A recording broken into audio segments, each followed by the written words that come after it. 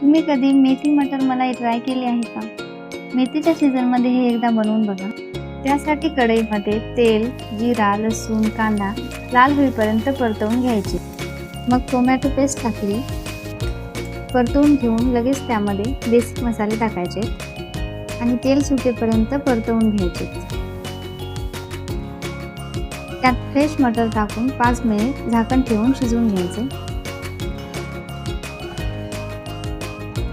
नंतर त्यात मेथी टाकून 2-3 मिनिटं तशीच परतून घ्यायचे.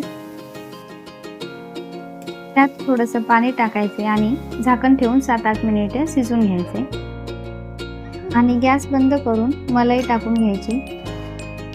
तुम्ही इथे फ्रेश क्रीम किंवा दुधावरची साय पण टाकू शकता. मलाई टाकत असताना गॅस बंद करूनच टाकायचं आणि 2-3 मिनिटं शिजवून घ्यायचे आणि वरून कोथिंबीर टाकायची.